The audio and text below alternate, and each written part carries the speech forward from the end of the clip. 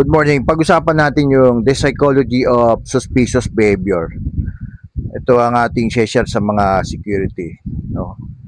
Mga kapatid sa security, listen carefully. Sa trabaho natin, hindi sapat yung marunong lang tayong tumingin. Kailangan marunong tayong umunawa, ano?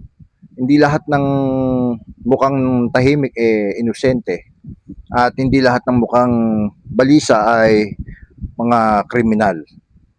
Tandaan natin, ang tunay na security ay nagsisimula sa pag-unawa, pag-intindi ng behavior ng mga taong nakikita natin sa araw-araw.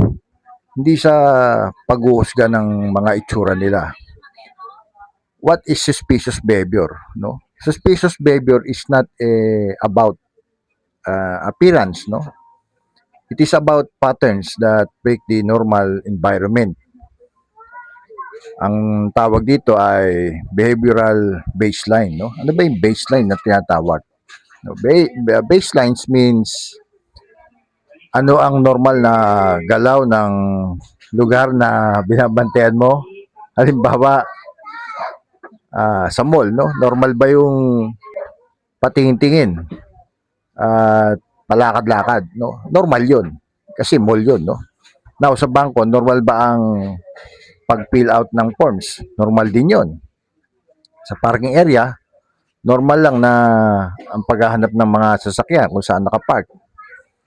Kapag may mga kilos na lumili sa normal, doon tayo nagiging alerto, no?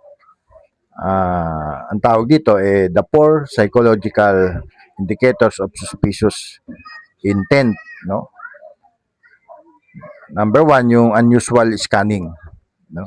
Ano ba 'yon? Yung taong may masamang balak, mas madalas tumitingin niya, no? Palinga-linga, saan siya tumitingin? Sa mga CCTV, no? Sa security personnel na naka-duty, no? Sa mga entry at exit points. Hindi sila tumitingin para mamili, no? Ang tinitingnan nila kung paano sila makakaiwas sakali magkakaroon ng kompromiso, no? Mako-compromise yung kanilang criminal acts. Pag-usapan natin yung tinatawag na excessive nervous behavior, no? Normal lang naman sa isang tao yung kabahan minsan. Pero suspicious kung paulit-ulit na yung bawa pag hawak sa bag o sa bulsa, no? Tapos pinapawisan kahit mainit, hindi mapakali. Tandaan natin, yung katawan kasi ng tao, madalas, yun ang unang nagre-react kapag mayroong pinaplanong masama, no? Iniisip na masama. Kaya isang security guard, ginagamit niya yung testing security boundaries. Ito yung tinatawag na probing, no? Paano natin mapuprove na tama yung ating hinala, no? Halimbawa, may magtatanong ng schedule na guard, susubukan na pumasok sa mga restricted area at pag nasita mo, pasensya na, nagkamali lang, no? Tinetest nila, no? Penetration tawag doon. Titingnan kung mahigpit ba yung naka-duty guard o kung nag-check ng mga ID. Minsan yung maliit na violation, pero malaking signal yon na may ginagawang hindi maganda, no? Important reminder sa atin, no, mga security, do not profile by appearance, no? Huwag tayong judgmental. Dahil hindi ko naka-hoodie o may tato o mukhang mahirap, no? Marumi, criminal na.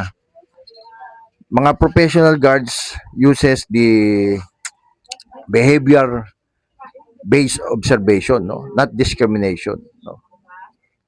Ang respeto sa tao ay bahagi ng pagiging isang professional na security, no? Sa bagay, ako, aminado ako nung bago akong security guard. Doon ako nagbabase minsan parang hindi ka gagawa ng mabuti, no? Pero along the way, tumatagal na ako security at may mga na-encounter na ako na alam niyo ba yung mga nagsha-shoplift, ang gaganda ng suot. So, nung meron na akong nakitang ganon, so napatunayan ko na hindi sa kasuotan, no? Hindi sa appearance ang itsura ng isang kriminal, kundi ano yung instinct o iniisip o pinaplano. So, kaya itong topic na to, ay naisipan kong ibahagi, no? Lalo na ito para sa mga bagong security. Hindi ko nakita natin na madungis, hindi kaaya yung tsura, criminal na o hindi gagawa ng mabuti. No? So wala sa itsura yon.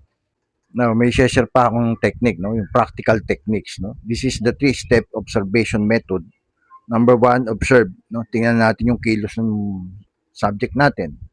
Number 2, assess. Ito ba lumilihis sa normal? Kakaiba ba yung kinikilos? And number 3, engage. Lapitan ng maayos at may respeto. No? Halimbawa, ng ating approach. Good afternoon, sir. Good afternoon, ma'am. May tutulong ba ako? Minsan sapat na ang presence nating mga security para umatras sa mga masasamang balak. No? Usually, ganito yung approach namin kapag may mga shoplifter. No? Tinataboy lang namin. Why this matters? No? Kasi ang kriminal, nagmamasid muna yan. Naghahanap ng mahina, no?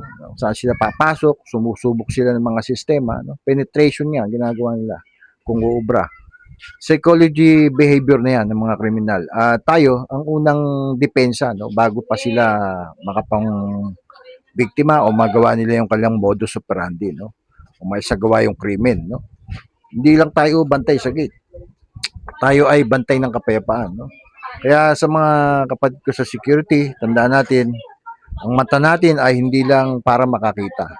Ito ay para makaunawa, makapansin, makapagmasid ng mga nangyayari sa paligid.